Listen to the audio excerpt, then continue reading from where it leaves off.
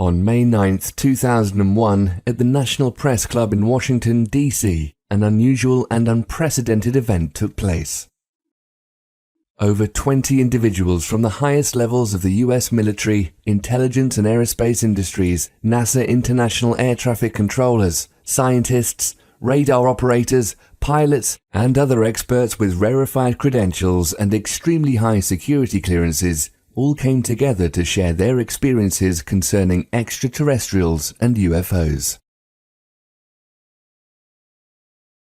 The focus of this conference, put together by Dr. Stephen Greer and the Disclosure Project, was to promote open hearings in Congress dealing with UFO and extraterrestrial phenomena going back over 50 years.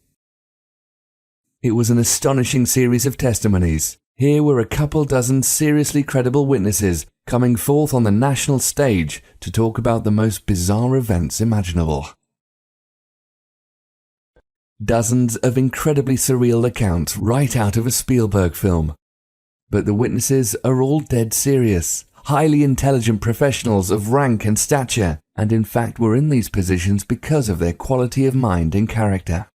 Over 30 international news organizations recorded and broadcast the event. The exceptional nature of this gathering and straightforward at times emotional testimonies begged the mind-bending question, what if they're telling the truth? One of these witnesses, an aeronautics illustrator named Mark McCandlish, had several high-level security clearances and worked for organizations such as Rockwell International, Boeing, and the US Air Force. He'd spent over a decade in research and development on the main focus of the NPC event, technologies connected to UFOs and extraterrestrial vehicles. His detailed technical illustration of a purportedly reverse-engineered alien craft, the FluxLiner, a strange flying disc shown at a secret US Air Force air show in 1988, was a highlight of the conference. These discs were hovering off the floor without any visible means of support.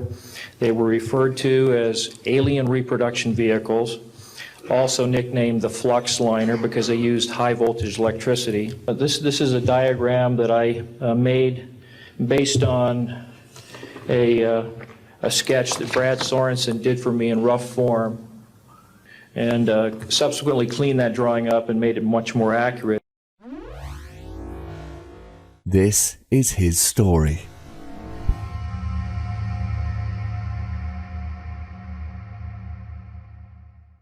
He says, you know, I gave you the basic verbal description of what I saw. He says, but somehow or other you've taken everything, all the information I gave you, and you have graphically interpreted into an image that is so close, so accurate. He said, this is really dangerous stuff here.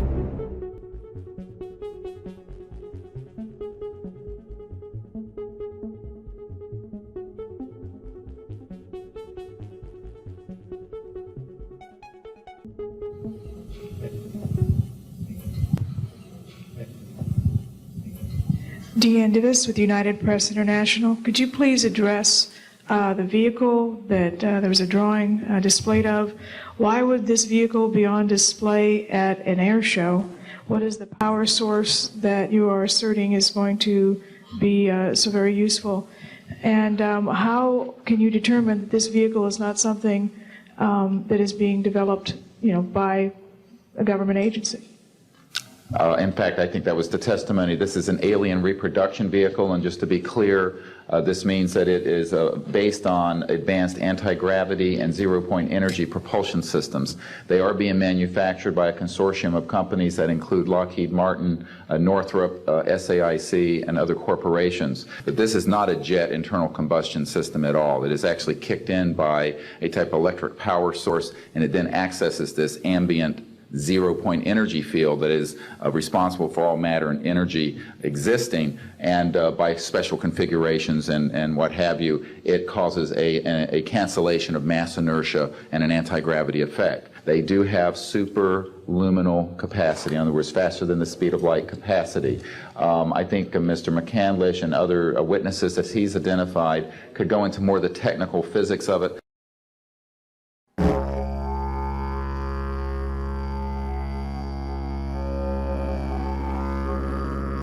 My name is Mark McCandlish, and for the better part of the last 30 years, I've been a conceptual artist, illustrator, and designer, working predominantly for the aerospace and defense industries. About 1988, I came into some information that indicated that the United States government was in possession of and operating a kind of anti-gravity technology through a system, an aircraft that was referred to as the FluxLiner or as the alien reproduction vehicle. The story dates back to the late 70s when I was going to college at Art Center College of Design, studying transportation and automotive design.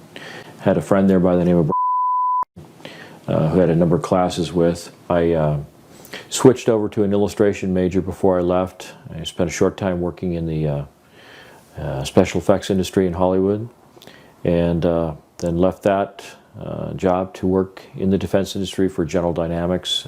Spent some time working there as a conceptual artist and designer, illustrating weapon systems, and then after a couple of years left that facility and began freelancing throughout the defense and aerospace industry. So that was where it all started. In the early to mid-1980s, Mark's career as an aeronautical and technical illustrator began taking off as he accumulated a client list including the US Air Force, Rockwell International, Lockheed Martin, Boeing, and respected periodicals such as Popular Science magazine.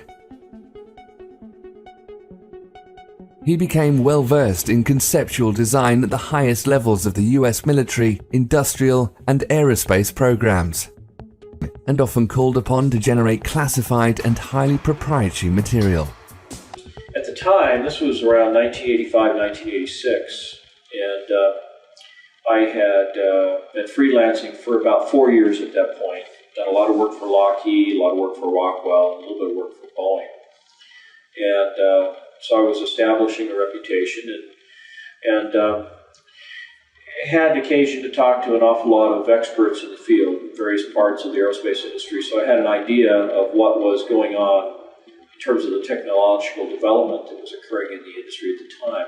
Worked on some conceptual artwork showing cutaways of some of the weapon systems and how the components inside those weapon systems interrelated to one another. I was given a lot of information. Many times I was asked to create illustrations for clients based on just verbal descriptions of what they wanted to see, because a lot of it was conceptual artwork that was supposed to put across the idea that, say, a particular aircraft that they were designing was going to be extremely fast, so it had to have all the sort of dynamic characteristics of what a really fast aircraft would have, and I had an idea of what these things looked like, so I was subscribing to some of the trade publications that were available at that time, like Aviation Week and Space Technology, and a lot of people at the magazines, test pilots, editors, and things. By the mid-1980s, he was a very successful professional artist living in Rialto, California. He had a full slate of high-profile projects and had become a very sought-after and respected talent in a very crowded field of designers and artists. Despite living in the era of Reagan and disco, things were going very well for Mark. Then, in the autumn of 1988, things took a turn for the weird.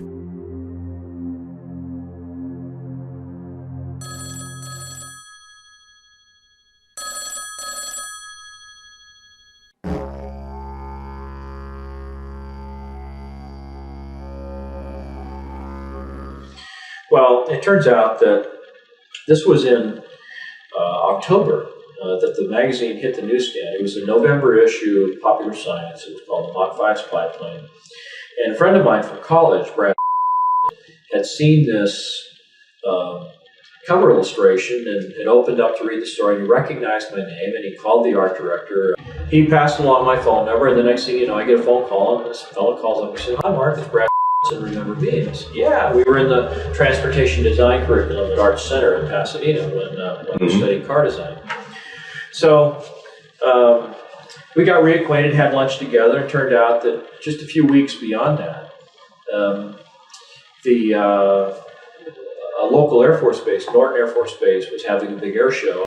And there was a rumor that they were going to have an SR-71 Blackbird out there, which was still kind of a rare occurrence at air shows to see something like that. And so I invited Brad to come out to the air show, and he suggested that he might be bringing along a client that he was working with. He didn't say who it was at the time, but that he thought that there might be the possibility we could network some jobs together.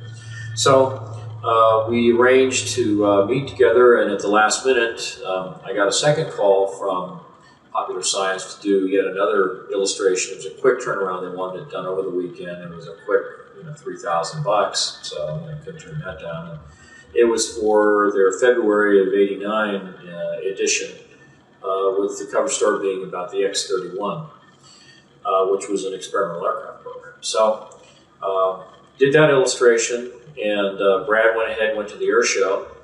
And when the weekend was over, I was kind of interested in his impression, and I called him up and I just said, how did you like the air show? And he just seemed completely different. When I talked to him on the phone, he sounded almost depressed. I mean, it was kind of a strange sort of reaction. And he said, well, I don't know. I think I saw something I wasn't supposed to see. And I said, well, how's that possible? Everything that's at the air show is sent there and flown there with the intent of putting it on static display, especially for the public. So how could you possibly see something that wasn't intended to be seen? He says, well, I got in to see a display that was a little more exclusive. It was something that was set aside for some top military brass and some top politicians with clearances. And the fellow I was with didn't realize at the time that certain items were going to be on display. And as soon as he realized that here I was without a clearance to see this stuff, he basically said, don't say anything, don't talk to anybody, we'll get out of here as soon as we can. So I asked him, I said, well, what did you see that you think is so stunningly, classified that, you'd be in trouble? And he says, well, he says, there was an example of the first generation Aurora there, which was the aircraft that was the second generation aircraft that I did the conceptual artwork for. So he saw the real thing. And so, of course, I was real curious about what it looked like. And he gave me some details on that. And then he described a number of sort of odd-looking hovercraft and troop transporters and things that were basically just, kind of jazzed up, advanced hover vehicles of one kind or another. And after going through all of this, I said, well, even this doesn't sound, all that extraordinary. I mean, is there something else? And he says, well, yeah. He says, after they had the main little dog and pony show, they pulled back the curtain and there were these 3 flying saucers hovering there. And I couldn't believe my ears. I said, no, wait, did you say flying saucers? He said, yes. And I said, well, what do they look like? He says, well, they look like something from the 1950s, like a jello bowl, flat on the bottom, sloping sides, a little terrace around the middle, then a dome on the top with all these little bubbles around the top, and a door that looked like something off of a submarine, with the little pins that go out into the frame of the door, and the big wheel that you turn to tighten it, all this kind of stuff. The smallest one was about 24 feet in diameter at the bottom end of the craft. The medium-sized vehicle was about 60 feet in diameter, and the largest was somewhere between 125 and 130 feet in diameter. I said, well, what were they doing? Were they just sitting on the floor? He says, no, they were hovering. There wasn't no landing gear, nothing holding them up, cables. It's just they were hovering. There was a 3-star general that was part of the presentation. When they pulled back the curtains and these 3 flying saucers revealed to the audience that brought there to this hangar, this general got up and he was describing these vehicles. He described them as alien reproduction vehicles, ARV for short. They also had a nickname for the aircraft. They called them FluxLiners. Now, flux is an electrical term for a high electrical charge. So, high electrical charge liner, or FluxLiner. And so this was, so he got kind of scared. He stopped talking. And so I said, well, let's have lunch. He was nervous about talking about it on the phone. So I go over there and we start talking, and as he's describing this stuff, he's describing the different features that he had seen. And well, how do you know that? I mean, if you could just look at the outside of the vehicle, how do you know what the inner workings is? He says, well, they had taken some of the panels off the outside so you could see the inside of, what the components looked like. And he said it was remarkably simple. There wasn't that much to it. And I said, you were able to figure out how it worked from that? He said, well, no, they had an easel next to it with a drawing, a cutaway drawing, that showed some of the internal components, how they were arranged oriented to one another.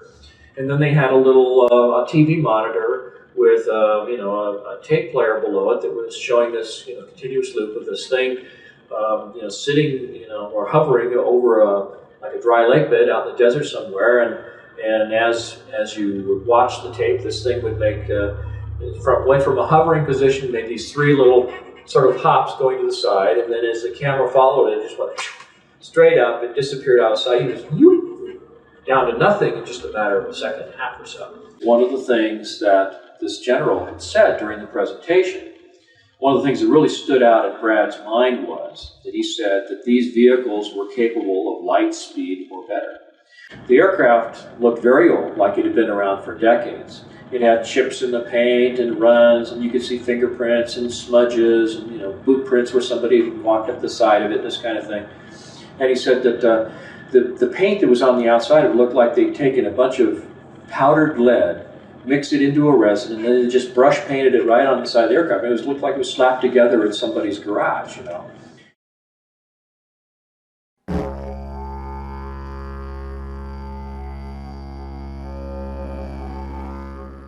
So, according to his account, on November 12, 1988, Mark's friend inadvertently gained access to a highly classified airshow where the featured hardware of the event was real flying saucers. They were really strange looking, but appeared functional and were named to suggest anti-gravity and reverse-engineered alien technology. An official present stated they could travel faster than light. Despite their futuristic performance capabilities, these appeared to be stripped-down, road-worn working prototypes, which had seen practical operation for years. If this were the case, they were crude but tangible proof of concept for a staggering leap in aviation technology.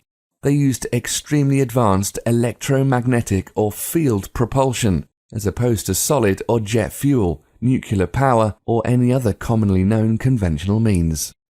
It also meant our government and at least one other major defense contractor, Lockheed Martin, had been developing and deploying functional systems along these lines for many years.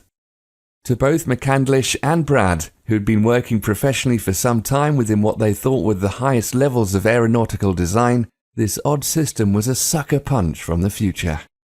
Apparently this had a really, really serious impact on Brad, and he really seemed kind of stunned by what he had seen. So we got together for lunch, and I was doing all these idea sketches of what he described to me about how the components related. And I had, your stereotypical sort of lens-shaped, flying saucer like you see in, more modern movies and stuff. And he said, oh, no. It's real simple. It's flat on the bottom, sloping sides like, a section taken out of a cone, a little ledge, and then a dome on the top. And he said the dome is actually the top half of a crew compartment that's like a big ball. I'm pretty sure that was about 12 feet in diameter. There's a central column that goes down through the middle. There's like a flywheel thing on it that, maybe, 6 to 9 feet in diameter. There's 4 ejection seats that are all back to back on this central column above the flywheel type thing. And he says a bunch of oxygen tanks in there. They're all around the bottom.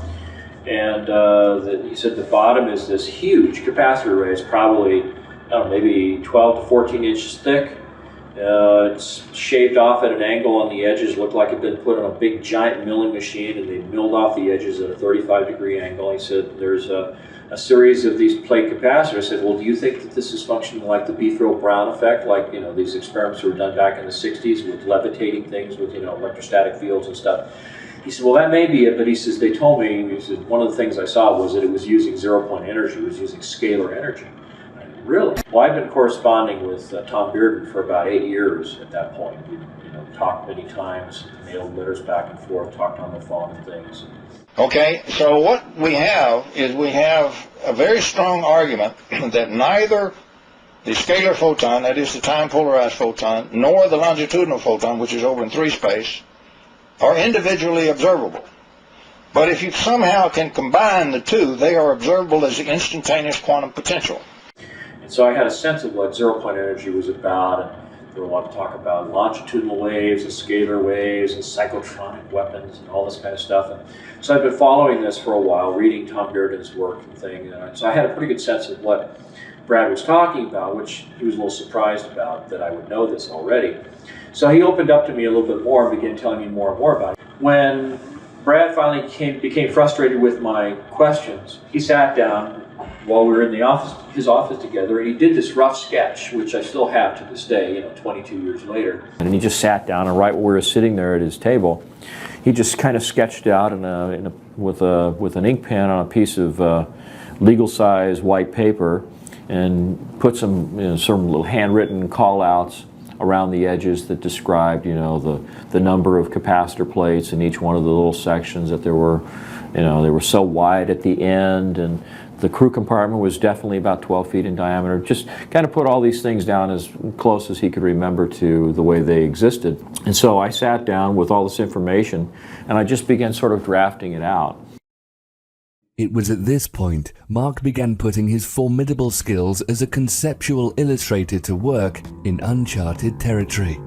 Taking Brad's eyewitness account, detailed descriptions, and rough sketches of the ARV, McCandlish began refining aspects of the components his friend described and piecing together an ever more precise rendition of the craft. Over the course of the next few years, he generated a series of drawings, culminating in the FluxLiner cutaway blueprint, one of the most notorious images in the history of ufology, and the mysterious realm of black-budget aircraft. I'm Jesse Ventura, and this is Conspiracy Theory. This was called the FluxLiner. This is probably the strangest one you've shown me yet. This actually flies? It actually flies on the principles of high voltage electrical charges. This is the original, one of the original blueprints of the alien reproduction vehicle, which I produced in March of 1989.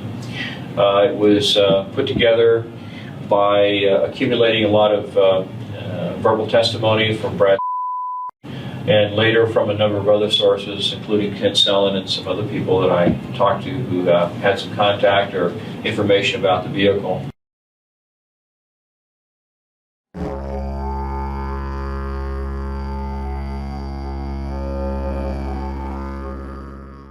For Mark, his friend Brad's initial account was a fascinating story with a degree of veracity and plausibility, worth exploring and doing some research, but was after all just one man's tale of a fairly unbelievable event, concept, and machine. However, this subsequent research led Mark to some other very compelling eyewitnesses, official documentation, including numerous scientific patents, and other sources, such as respected quantum physicists, which finally convinced him of the likelihood that the ARV might be a very real thing.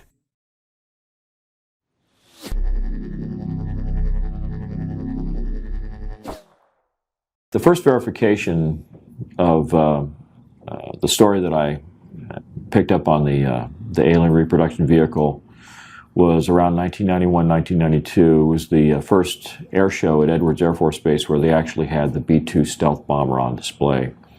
And in the course of that air show, I had occasion to join up with some clients from Rockwell International, and they introduced me to this fellow who claimed at the time that he was working with the Air Intelligence Agency. His name was Kent Sellen.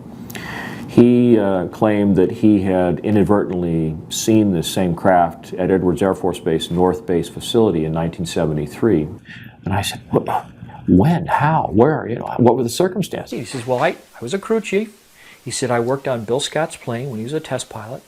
And he says, one night my ship supervisor said to me, go out to North Base. They've got a power unit out there, a ground power unit for an aircraft that's leaking or failed or something. So we need you to take a tow vehicle out there, go out, pick it up, bring it back.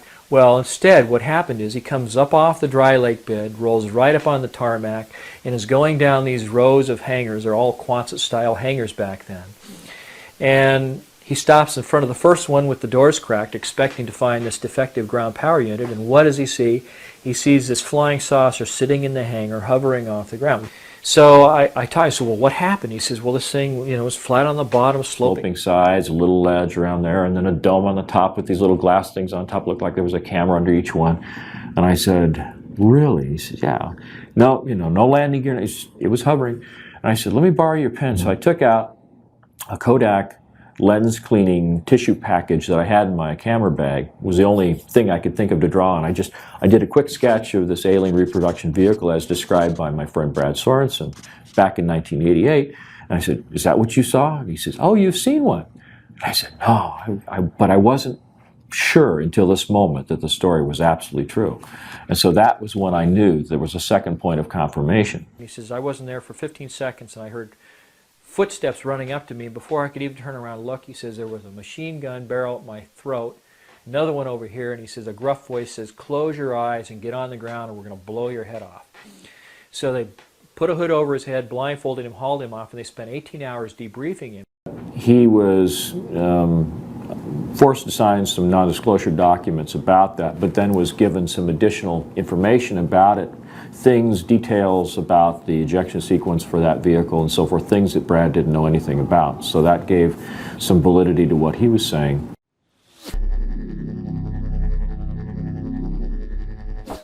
In addition to Kent Sellen, there is at least one other witness on record testifying to the existence of what he describes as a UFO at Norton Air Force Base, which may well have been the ARV.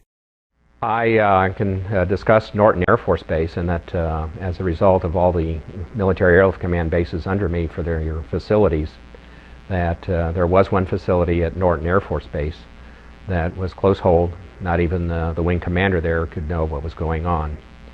And during that time period, throughout my career, it was always rumored by the pilots that that was a cover for, in fact, a location of one UFO craft.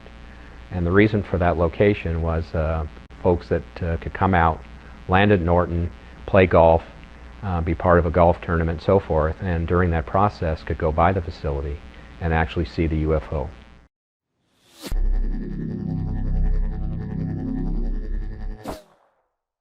I became so excited about the prospect that this thing really was real and that there really was some technology about it. And so every chance I got, I would strike up a conversation with someone I knew in the industry, and I'd ask them if they'd ever heard anything about this. I was talking to a fellow by the name of Paul Shepard, who was a UFO investigator. I felt that he'd have, a little bit more knowledge about the kinds of things that were going on in this area of research. And he put me in touch with a couple of gentlemen, Gordon Novell and George Ulick, who was a physicist with Hercules Aerospace up in Sandy, Utah. And they were very interested in this story. I started off as an aeronautical engineer when I was in college, and I got real interested in what makes UFOs go. And so I just kind of pursued the trail of the technology as opposed to the aliens and that kind of stuff. And that's all I do is pursue the technology. And I got lucky, got very, very lucky, and got my hands on a cutaway of their bird. One of them had an ongoing correspondence with UFO researcher Wendell Stevens, a retired lieutenant colonel from the Air Force, who had participated in sort of these UFO chasing exercises up around the Arctic many, many years ago.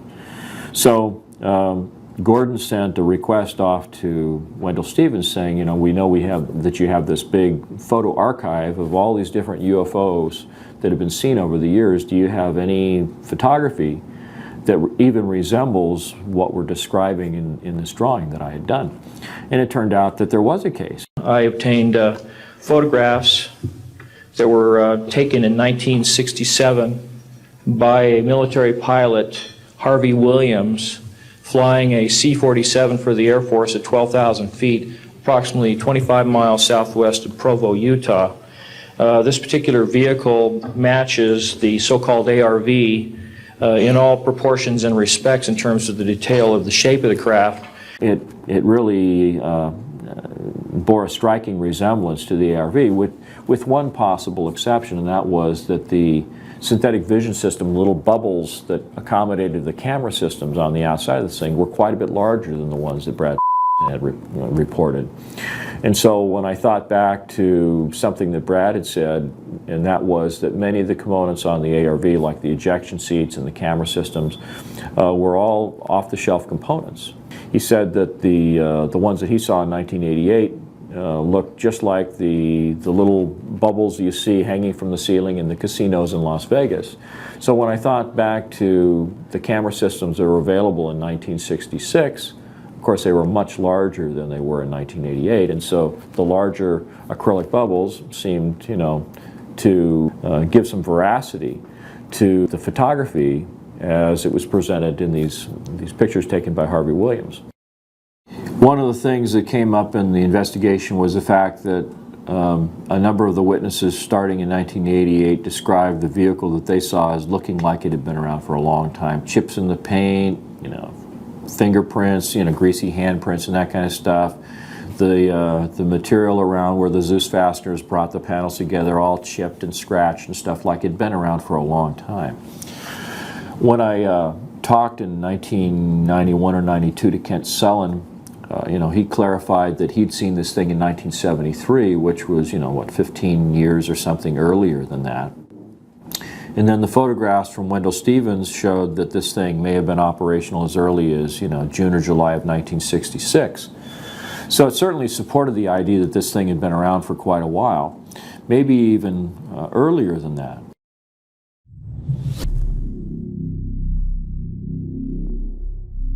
When you look at some of the photography of UFOs, going all the way back to some of the earliest photography we know of, McMinnville, Oregon, for example, you see the same general layout, you see the same general configuration, the flat bottom, the sloping sides, a little dome in the middle, sometimes pointy, sometimes almost like the top end of a cylinder that's been chopped off, sometimes a perfectly round dome, sometimes even, like a cone on the top.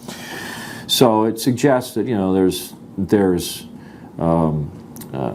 many different variants of the system, but the overall arrangement of the components is basically the same.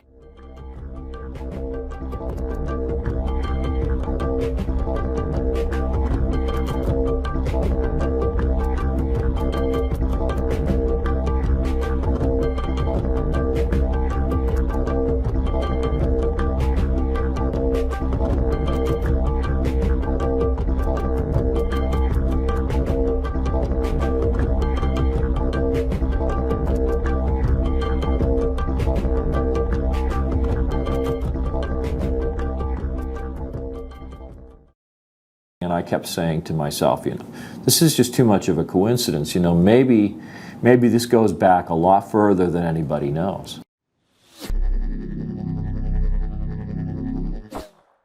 In fact, in a translation of a Sanskrit text written by a Middle Eastern king in the 11th century, there were references to vimanas, or flying machines, with a propulsion system bearing a striking resemblance to that of the ARV. Strong and durable must the body of Vimana be made, like a great flying bird of light material. Inside, one must put the Mercury engine, with its iron heating apparatus underneath. By means of the power latent in the Mercury which sets the driving whirlwind in motion, a man sitting inside may travel a great distance in the sky. One of the things that they described when you read up on the literature surrounding these so-called Vimanas was the so-called Mercury vortex or Mercury turbine engine. I see the word Vimana. Can you describe how that relates? Well, this is something that I spent a lot of time reading up about the so-called Mercury turbine generators or Mercury vortex generators described in some of these ancient Sumerian texts. And so I started looking at the possibility that there had to be some kind of circulation going on in the Mercury itself. So that was the kind of thing that I visualized would be going on inside the chamber. The central column has a number of components, a couple of counter-rotating cylinders. It sounds very much like the device that the Nazis were developing in the Wenceslaus mine in Poland towards the end of the Second World War. There seems to be some evidence that they were trying to develop some kind of an anti-gravity propulsion system or a zero-point energy device. Apparently, if we're talking about systems using components and processes similar to the ARV, we can't ignore the Nazis. I think it was Timothy Good published a story, maybe above top secret, where he found a researcher who was following developments by the Nazis at the end of the Second World War, and it looked like they'd been developing flying saucers up in Poland in the Wenceslas mine, and they had this thing that looked like Stonehenge, where they had all these high voltage cables coming into it and these chains that would hold something down, and they had this thing called the bell, the Das Glocke. Die Glocke.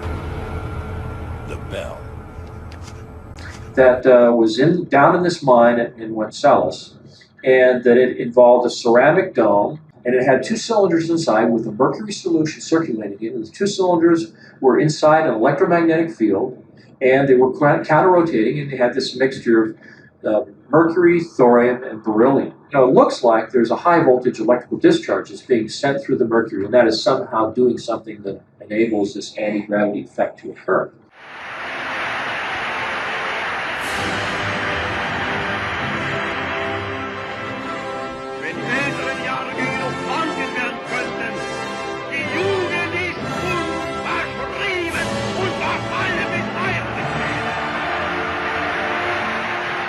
Besides rumors about Hitler's top scientists and the mythology of ancient kings, there were other instances where a central core involving mercury and other components similar to the ARV were reported.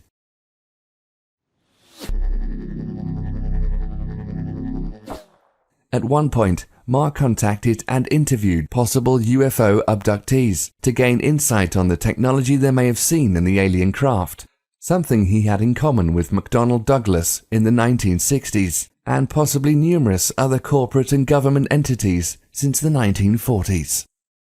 I wound up going to my management and telling them, you know, you're not going to believe this, but the UFOs are clearly coming from someplace else. They're clearly manned or humanoided, and the only question is whether we're going to figure out how they work before Lockheed or after.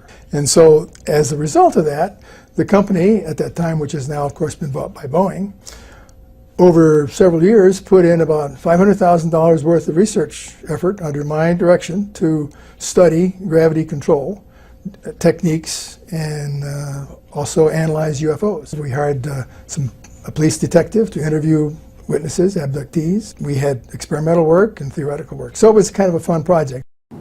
In the course of all this, it occurred to me that one of the other resources that I might be able to draw on was people in the alien abduction community. I began to think, you know, well, these people are either crazy or they're really having an experience of some kind. And some of them even talked about implants that were being recovered from their bodies. And so I was intrigued, and I thought, well, okay, you know, if any of these stories are true, there might be a chance, however slim, that if they really were abducted by aliens, they might have gotten a tour of the ship. They might have seen some propulsion system components. And so I heard three of these young ladies being interviewed on a radio station out of Las Vegas. This was sort of the precursor to Art Bell and Coast to Coast AM. It was the Billy Goodman Happening.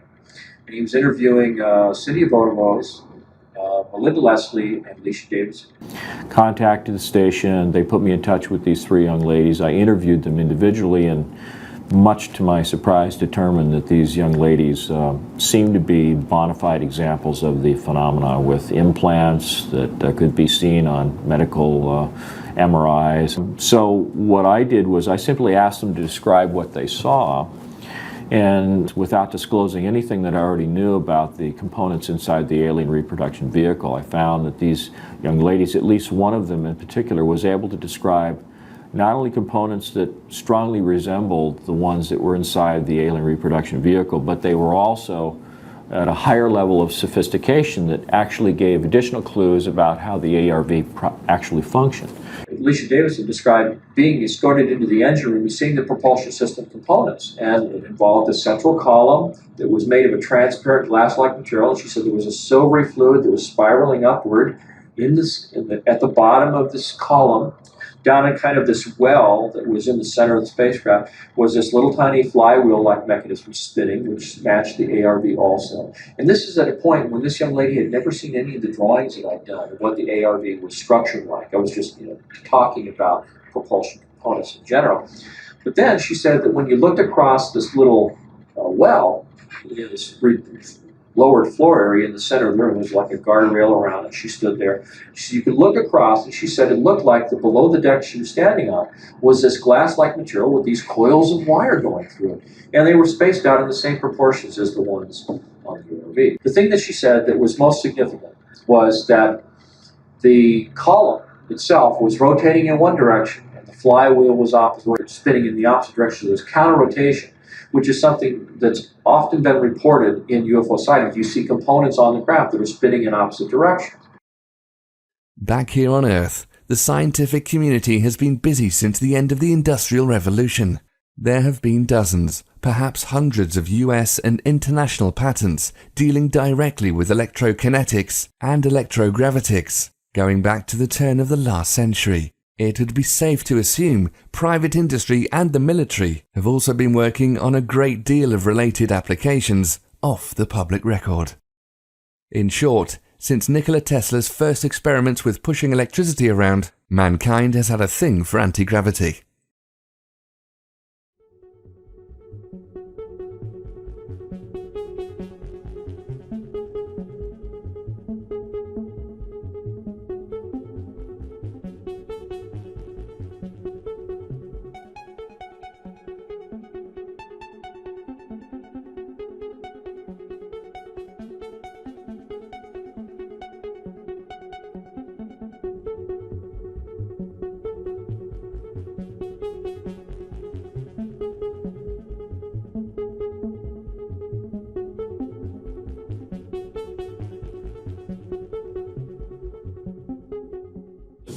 If you look at these two illustrations, this is a patent that was secured in May 30th, 1967 by James Frank King, Jr., who happened to work with Thomas Townsend Brown in the labs of Agnew Bonson. But you can see a striking similarity between the two vehicles. On the one hand, you've got a sort of a frustrum-shaped fuselage section. You've got a series of coils that wrap around the crew compartment, although the crew compartment in this instance is more of a cylinder. But you also have a central column that goes down through the middle, and you have this capacitor section that's in the bottom. And then you have these little flight control mechanisms here. You know, I find it really remarkable that there's so much similarity between the two objects. Mm-hmm. And when is that patent from? May 30th, 1967. It's called a magneto-hydrodynamic propulsion apparatus. And so I started thinking, well, maybe it's like a cyclotron. Maybe there's an electrical discharge from this. Basically, this whole thing looks like a giant Tesla coil. It's got the capacitor array. It's got, you know, a central column that looks like the secondary windings of a Tesla coil. And this might even go back to something that Nikola Tesla discovered back in the 1940s, and, you know, it was all hushed up, and all the UFO sightings we've ever seen were something that came from Nikola Tesla and not from another planet. And I mean, these are the things that were all going through my head at the time. So it was really surprising to find all the different sources that I encountered that seemed to provide useful information as to how this thing was made, how it worked, what its energy sources were, and it was all really fascinating to me, and that's one of the reasons I pursued it. It wasn't because I was, you know, like I say, trying to breach national security. I was just insatiably curious about how these things work. And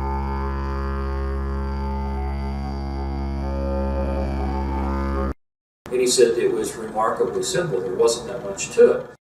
The ARV system, for all of its claims of flashy, out-of-this-world propulsion capabilities, was indeed remarkably simple. It could be described as a large-scale, souped-up Tesla coil, designed to negate gravity and inertia, with off-the-shelf navigation and life support systems bolted on, almost as an afterthought. You could think of it as the Model T of anti-gravity vehicles, an industrial dune buggy, or crude hot rod that can get you to Mars in a few minutes. In this version at least, first-class seating was still a way off.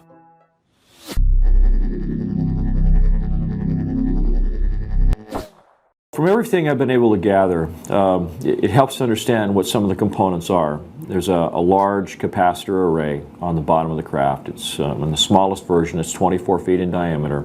the outer edge of the plates and the capacitor section itself, they're shaved off at that same 35-degree angle. So you have a series of plates that are progressively smaller as you get higher and higher in the stack. And there's 48 sections that are all set up like that. Through the middle of the crew compartment is a central column that's called the amplifier section that's in the middle of the craft. On the very center point of that column is what looks like a large 9-foot diameter flywheel type mechanism. Then around the belt line of the crew compartment is about a 2-foot wide coil of wire that's embedded in the same glass-like material that the capacitor section plates are embedded in. And there's a kind of flange or fairing that traps the top and the bottom surfaces of the coil. You can see that it traps it there and at the top. But in between are a series of explosive bolts that run all the way around the craft. They said above this ledge there is looks like a door out of, your stereotypical cartoon submarine, it has a steel frame that's embedded in the side of this protruded sphere that makes up the crew compartment. And he said, and it had a wheel on it with little spokes that you would turn like an old, Captain Nemo submarine, with the pins that would go out and lock into the door frame, and it had a seal on it so it'd be airtight. And then the ejection seats are mounted back to back. There's 4 of them in the smallest version of the craft, and they're mounted on this central column on a set of rails. In the event of an ejection, the explosive bolts separate the top and the bottom halves of the crew compartment, and the entire outer sheath of the central column pulls away along with the upper half of the crew compartment and the ejection seats. This crew compartment sphere can actually function as kind of a rudimentary re-entry vehicle coming down through the atmosphere, and then once you get, say, below 14, 15, 16,000 feet, the thing will pop a chute out the top, and the ejection seats drop off on these rails one by one, and the pilot can drift down in a parachute or with a parachute. Because this flywheel-like mechanism is turning all the time, the individual pilot or crew members have a kind of a pan that's right below the front of the ejection seat that affords them a place to put their feet.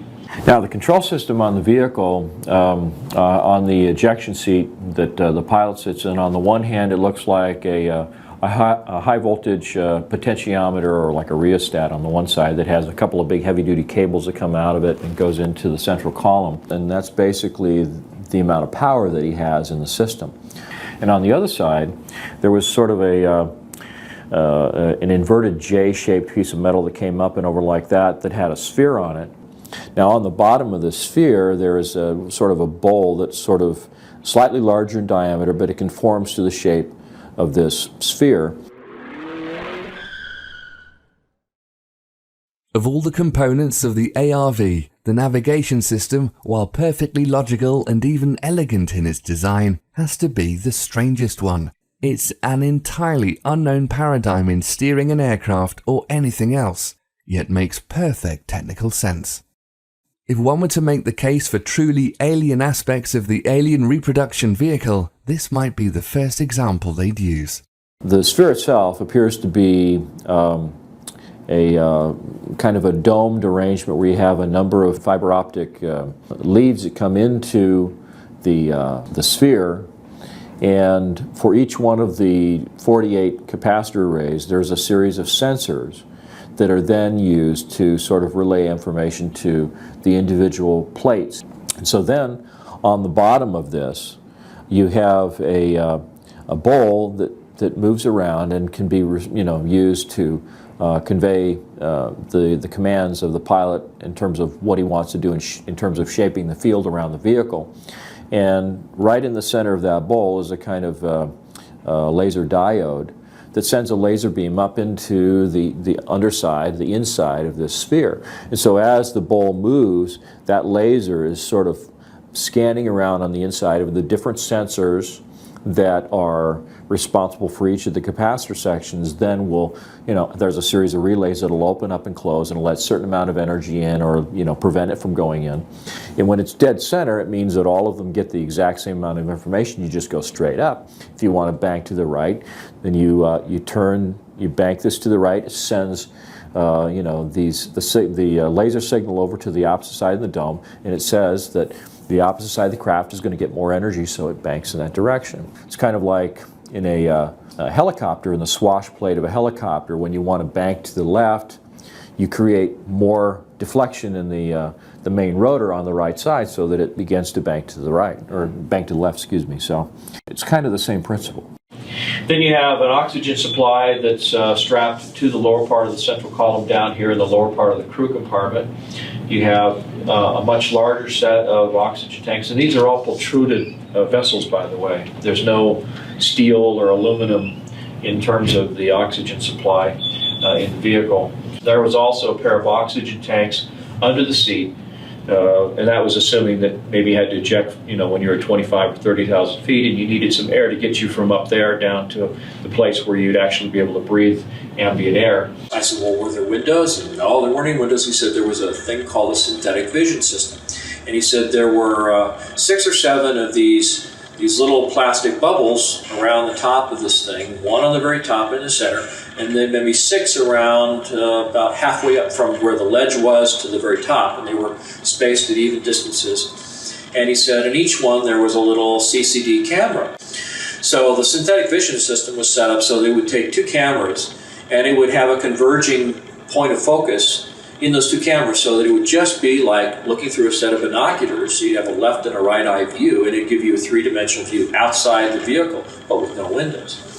And the reason for that, apparently, was that this aircraft was using extremely high voltages, and the voltages would ionize the air around the vehicle so much that it would start producing X-ray photons, which are absolutely lethal. So you have to have basically a barrier to protect yourself. You also have a robotic arm that seems to be blended in with a composite fairing sitting right on the top surface of the capacitor array that has the ability to extend outward with a little air-driven claw that's on the end of it. In fact, I think that the craft's magnetic field or electromagnetic field is probably so powerful that conventional little electric motors probably wouldn't work in this kind of an application. Where they took the panels off the side of the aircraft is that they had Zeus fasteners that were these little, like, quick spin lock things that they put on there to hold the panels. The panels are all like a fiberglass material. It's all composite. The entire vehicle appeared to be covered with what he's referred to as a goopy lead paint. It looked like little flecks of lead that had been suspended in kind of a resin and just painted haphazardly over the outside of everything on the vehicle, with the possible exception of the door itself and these little blisters that house the synthetic vision system. So why would it be goopy lead paint? Well, the theory is that the electrostatic field created by this huge capacitor array and the ionization that occurs just because of the propulsion system might be enough to create a level of ionization around the craft that's high enough that it would produce X-ray photons of its own accord. And so you would want to be able to protect the pilot and the crew members from that radiation. So anyway, that's the general overview of the structure of the vehicle. This is a vehicle that has the ability to travel up to or beyond the speed of light. And part of the reason that it's able to do that is because it exploits the energy form that's embedded in space-time that's responsible for the effects of mass and inertia.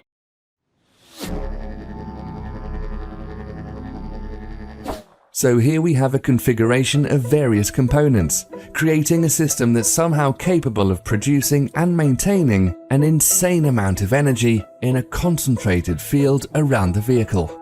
This field can be precisely controlled by the pilot with the aid of a basic throttle, an alien steering ball, and a bunch of casino cameras. There's plenty of onboard oxygen, handy if you're off the planet, and a lead coating so the occupants don't get fried in their seats, and a robot arm in case you need a robot arm somewhere. It looks like a big clumsy diving bell from 1905, but apparently works like a helicopter you can take past light speed. Its beauty and elegance lie in the propulsion system, maybe a really fast one that gets around currently accepted physics, one we commonly associate with UFOs. For anybody who has followed the work of Einstein or just basic physics, one of the sort of inviolable rules of physics is that there's no material object that can actually go faster than the speed of light. So somehow or other, And I'm not saying we got this from aliens, but they did call it the alien reproduction vehicle. But somehow or other, this simple system that Brad described in these diagrams was able to do this.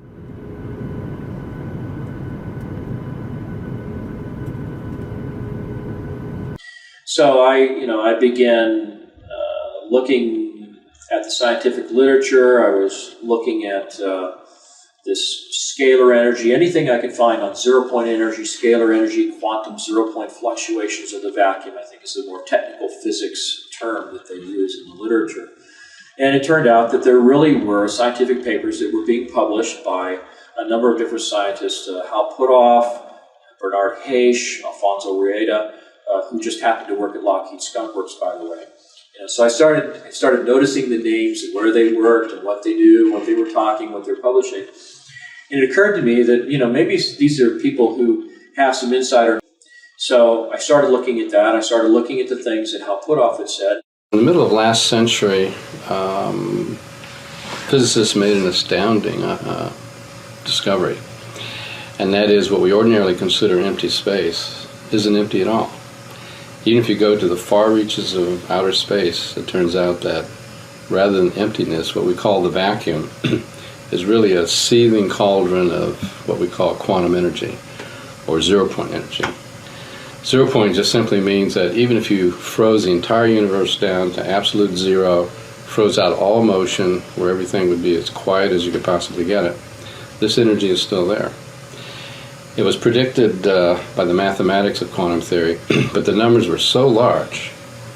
For example, there's enough energy in the volume of a coffee cup to evaporate the world's oceans. It was thought, well, this must be some kind of artifact of the theory. But as time went on, various predictions in quantum theory were verified in the laboratory, and it finally turned out we had to take these numbers seriously. So I opened up a correspondence with Hal Puthoff, and he was very gracious in taking time to talk to me on the phone, send me copies of the peer-reviewed papers that he had published in Physics Review, Physics A, Physics B, and I couldn't understand the mathematics with all these Greek symbols, and I mean it was really advanced theoretical stuff. But what I was able to follow were the paragraphs that were before and after the equations that explained what all the math was talking about. And so as I went through these papers and I would talk to Hal, he would explain to me, well, this means that this is a certain process, a polarization process that happens in the vacuum of space-time, and when you do that, you have this kind of phenomenon. When you do that, you have this other phenomenon. And the papers that he wrote started to indicate this zero-point energy that's embedded in the environment. Was responsible for the effects of inertia and gravity and mass, and the reason why, as you accelerate through space-time, the mass of your vehicle increases.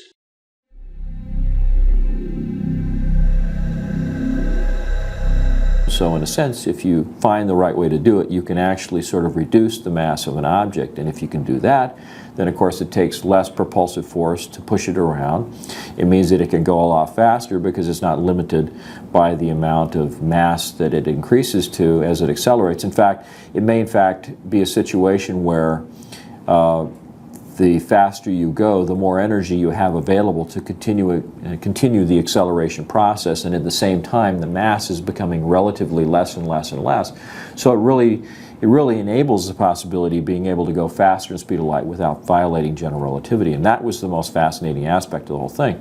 You're drawing energy from the environment, and in the process of doing that, you're enabling the craft to not only demass itself, but basically conserve energy by using the flux in the vacuum of space-time as the power source for your propulsion system.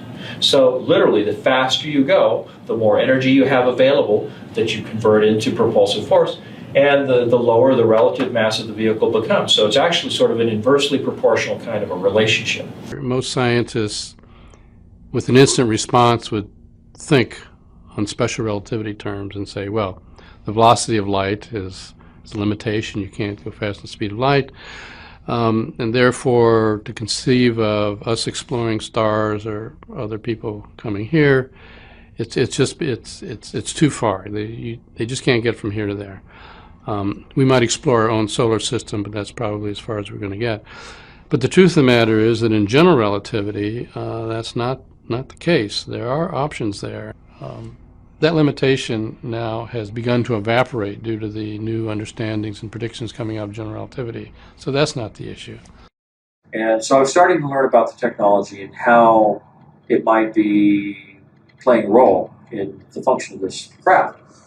The craft, of course, had oxygen tanks and stuff in it, so it really suggested that the thing was capable of going out into space. The idea was that somehow this vehicle is able to sort of skirt the law in a way that allows it to do these things that are unheard of.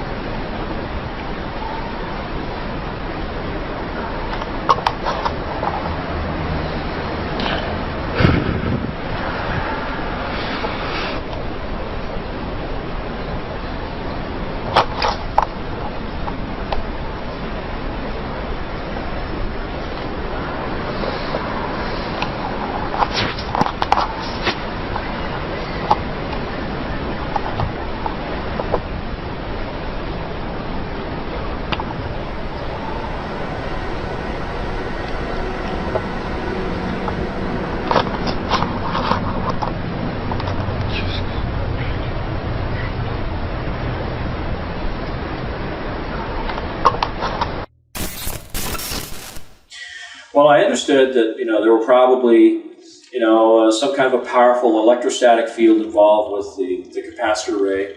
There was obviously an electromagnetic field that was forming around this ring of wire that ran around the crew compartment, and that would form a kind of donut-shaped or toroid-shaped electromagnetic field with field lines stroking right through the middle of the craft, which happened to be where there was this large central column. Now, the central column was supposed to be the most secret part of the vehicle. Brad didn't seem to know too much about that, but he said that it used mercury in some form. He thought it might use it as a noble gas, vaporized mercury. The mercury, based on a number of accounts, appears to circulate in a kind of a closed loop system that runs down through the cylinder in the middle and then back up in the space between the inner cylinder and the outer cylinder. And there's a counter-rotation kind of a mechanism that's occurring there too. And at the midpoint is this thing that looks like a flywheel. But in effect, what I think its actual function is similar to what is called a homopolar generator, where you can use the centrifugal forces of a disc, a conducting metal disc that's spinning, to actually throw the electrons in the material out to the edge, where they can be literally tapped off with something that looks like a brush that has conductive bristles. Now, I believe that what happens is that this vehicle develops probably several million volts of voltage. And the sheer power of the electrostatic field that is created in this capacitor array actually has the ability to polarize the surrounding space-time. And it polarizes the so-called zero-point energy that is embedded in the space-time. So it creates kind of a positive and a negative aspect to the status of that zero-point energy that's surrounding the vehicle. So just to kind of give a little background, the idea of a space warp works on the principle of expanding and contracting space in such a way that allows you to go somewhere very, very quickly. What this does is it leads to something that was described by Michel Alcubierre in his 1994 paper on warp drive, the creation of a warp drive that would not violate general relativity. And one of the things that he was suggesting was that you would be able to engineer a vector or a pair of vectors in space-time that would, on the one hand, cause a compression of space-time ahead of the vehicle and an expansion of space-time behind the vehicle, and that there would be an intervening space between those two phenomenon that would pretty much peg your sense of gravity, your sense of inertia to the environment that you departed from when you initiated this movement. So in essence what you have is you have a spherical event horizon around this particular region that might be called a dynamically engineered local space-time. And this particular region is set up in such a way that it creates these influences in the surrounding metric in such a way that it also creates a vector that goes in this direction. And so it's kind of like having, it's almost like having a black hole ahead of you and an expansion of space-time behind you. But the actual environmental conditions that you experience inside the spacecraft are pretty much pegged to the time and place that you start out from.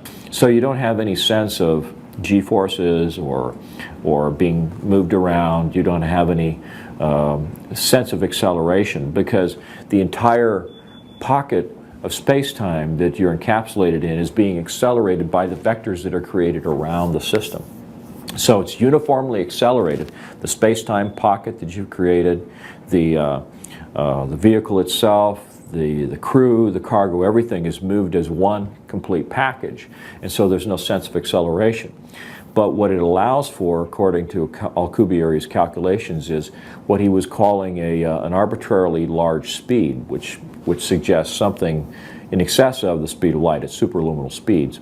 So to the person that's inside the vehicle, it may appear that you begin to accelerate away from a particular location, but to the person who's standing outside the disturbed region of space-time, it looks as though you just were gone, just in an instant. So this is an ARV, isn't that what it's called? That's what some people call it. We call it RAM, Replication Alien Machine. Oh, I see. Many highly credible reports of UFOs share a few key descriptions of how these crafts behave. They appear to have the ability to accelerate to extremely high velocities at will, far faster than any man-made craft, as if the speed of light maybe isn't any big deal. They can stop on a dime and turn at random angles, while traveling at these crazy speeds, like the forces of mass and inertia, which would flatten anyone in a normal situation, also aren't a problem.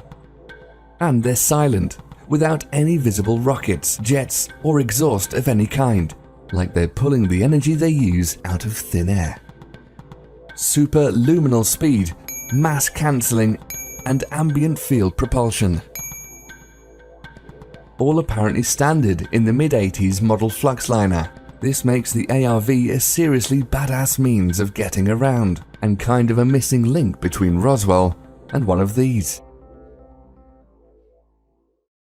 Once we retrieved, back in the 30s and 40s and 50s, several of these extraterrestrial vehicles and began to study them, we combined that knowledge with knowledge we already had. Because remember, we had some people like T. Townsend Brown who were studying anti-gravity, quite independent of this issue, back in the 20s, 30s, and 40s. But when their information got combined with studying these spacecraft, they figured out, this is how they're working. And according to the latest revelations in quantum physics, all this is possible by tapping into the sea of raw energy we're all just floating around in. There's plenty of energy in the pure raw vacuum. The new physics since quantum mechanics, the vacuum is a source of energy, but it's a peculiar kind of energy. Let me explain the peculiar kind. When a bird flies in and sits on a power line, he sits on a very high potential. But between his 2 feet, he has no potential difference, no voltage. And so even though from the line to the ground, it may be 100 million volts, the little bird can sit very happily with his feet on this supposed 100 million volt line, and he has no volts across his body. He's very happy and doesn't even know it. Let him touch one of his feet to the slightest thing that has the slightest difference there, and he'll fry to a greasy spot. Now in the vacuum we have the same thing. We have an extremely high potential or charge of the vacuum, but we're immersed in the vacuum.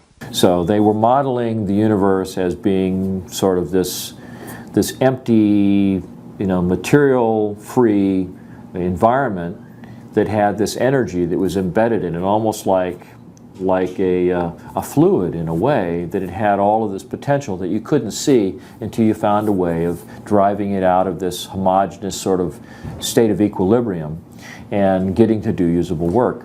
I'm trying to remember exactly how I met Tom. I think we met at a UFO Congress in Laughlin, Nevada for the first time. We'd been corresponding for quite a while. Now, what is zero-point energy? I'm going to show you many different definitions, But let me quote Nikola Tesla. In 1891, the world's greatest electrical futurist, Nikola Tesla, stated, quote, "Throughout space there is energy. Is this energy static or kinetic? If static, our hopes are in vain. If kinetic, and we know for certain it is, then it is a mere question of time when men will succeed in attaching their machinery to the very wheelwork of nature. Many generations may pass, but in time our machinery will be driven by a power obtainable at any point in the universe." And so there, ladies and gentlemen, is the basic birth of the concept of zero-point energy.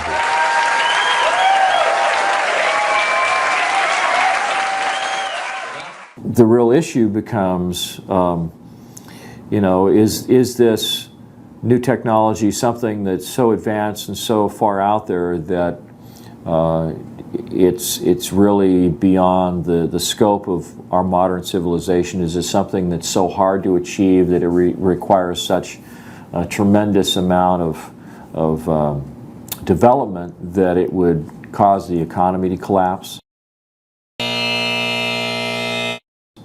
Or is it a real threat to existing forms of energy like oil, coal, nuclear, wind power?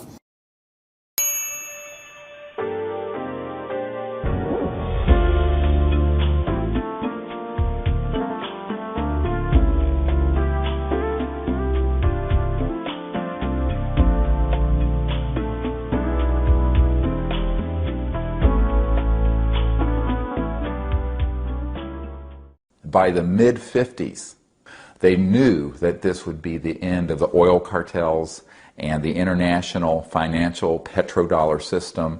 And this is very important. It means that we, Homo sapiens, have the ability to access this so-called zero-point field of energy, which is the ambient field of energy from which all matter and energy is fluxing, and can access that energy and generate all the power we need to run this planet without fossil fuels or pollution. So this stuff really works? Certainly does. Oh, well, lots of luck! Oh.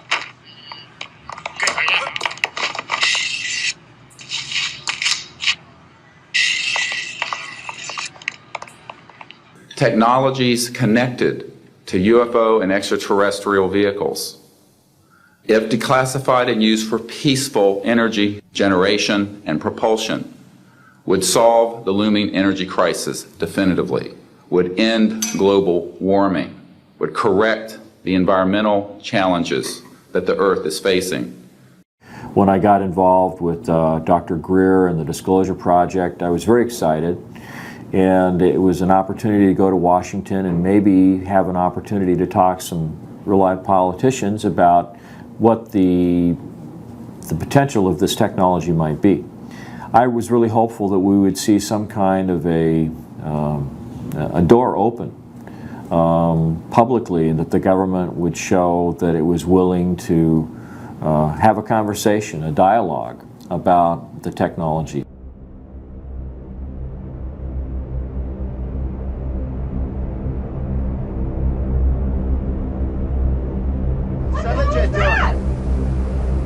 Holy fuck! Oh my God! Oh my God! September the 11th basically knocked May 9th off the radar, permanently. But it didn't lessen the potential importance of the spring conference or the issues involved. It did, however, allow the Bush administration to spend $1 trillion of our money on a war based on lies. So, getting together with Dr. Greer, going to Washington, D.C. was exhilarating, met a lot of interesting people, and it made it clear to me that there's a lot more going on behind the scenes than anybody can imagine. I mean, just the sheer volume of the stories and the accounts, the experiences that these people have had, when taken as a whole, you can see that there's this whole other level of things going on that nobody knows about.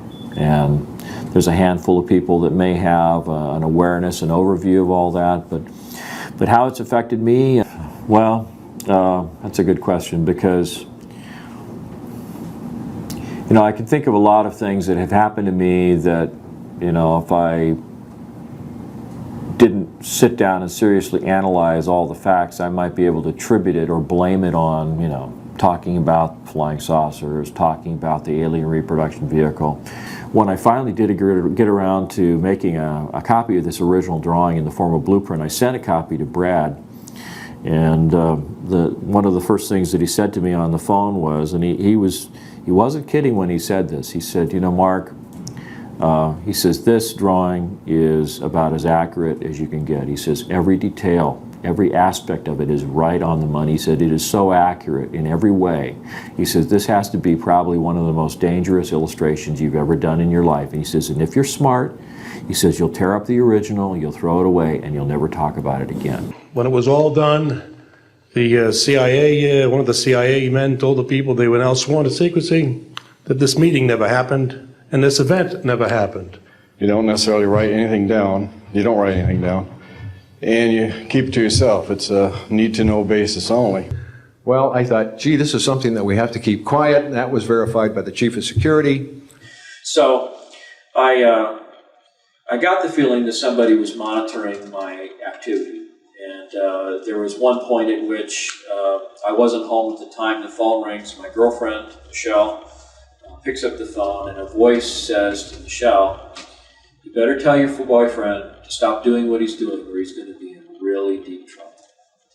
And, you know, then I did. One by one, I lost all my defense clients as a conceptual artist. And it could have been attributed to my involvement with the Disclosure Project. It could just be that I'm an actual artist with paints and brushes, and I don't work with computers like, you know, some experts that I know. And it may be because there were a lot of people that didn't want to be associated with somebody who talked about flying saucers and anti-gravity and aliens and all that kind of stuff. The reason it's called alien reproduction vehicle is that it's based on the study of extraterrestrial vehicles, but it is manufactured by human military intelligence, aerospace contracting arrangements. We have studied specifically extraterrestrial vehicles which have been retrieved. The breakthroughs in that research have led to applications that have led to the building of this and similar anti-gravity devices. I mean, you can understand how corporations, and Brad told me that it had a big impact on his life, because when his name started popping up on the internet associated with the ARV story, there were a lot of his Japanese clients that wouldn't have anything to do with him because they did not want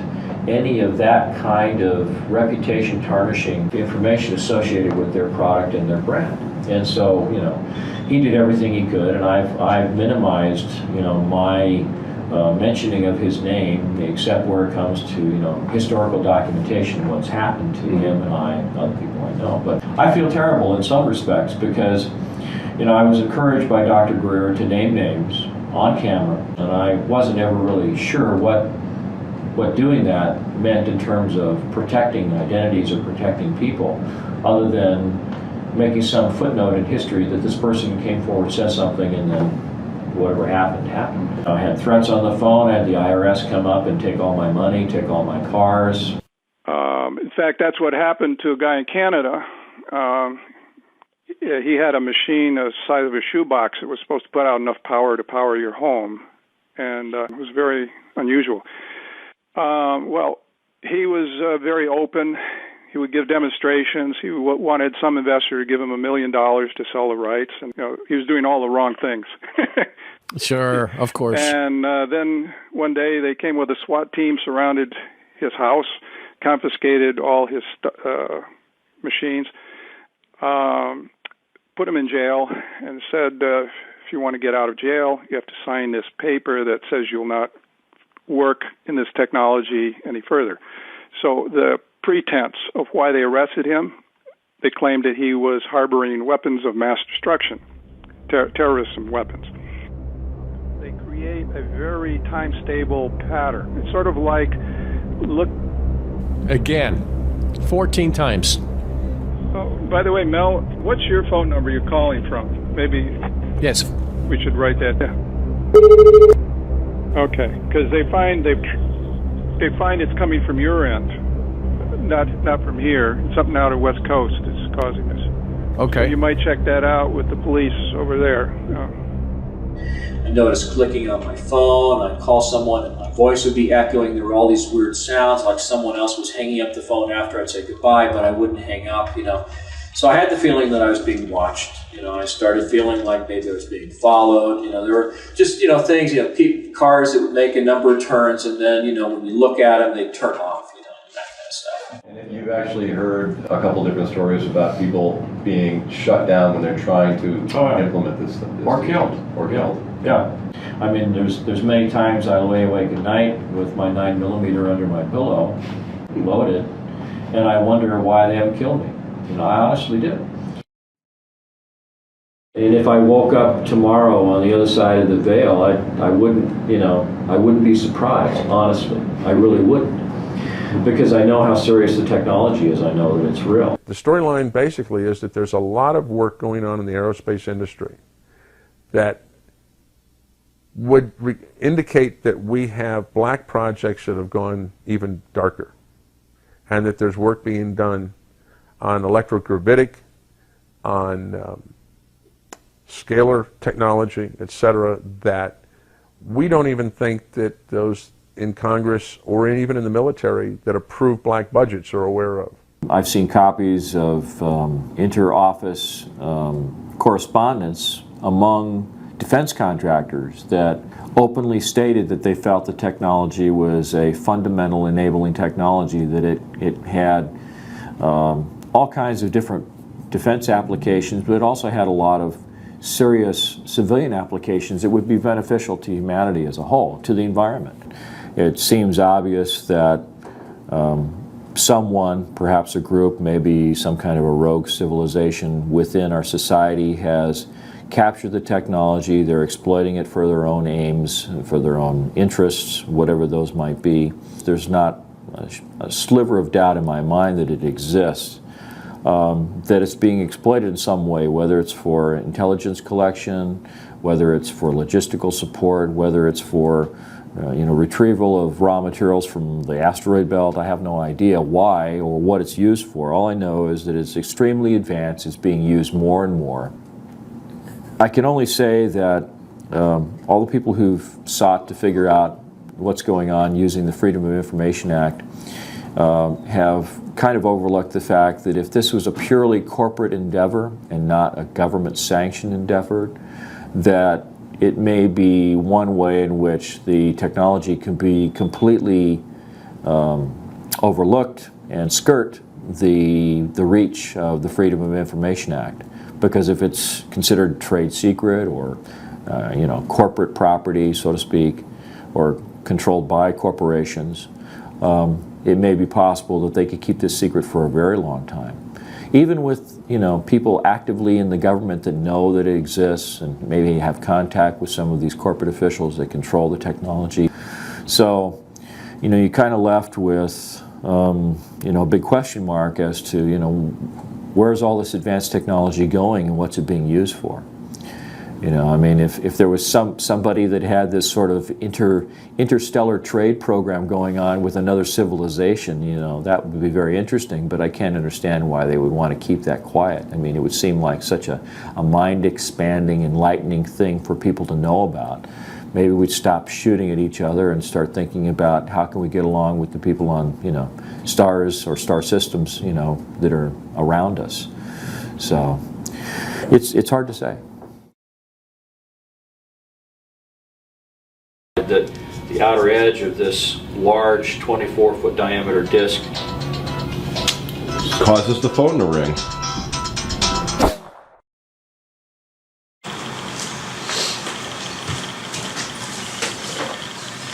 Hello, I'm trying to look cool. Do I look cool?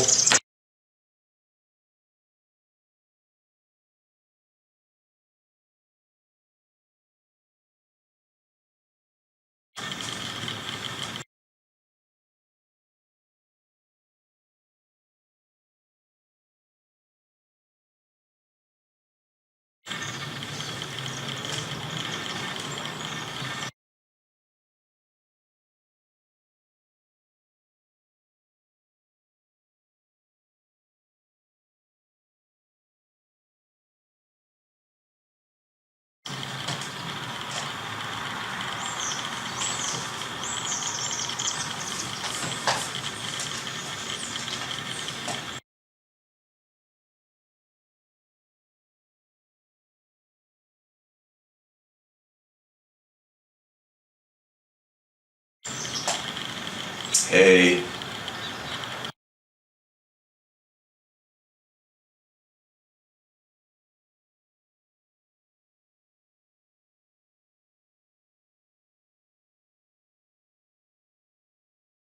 Yep, this is me on camera.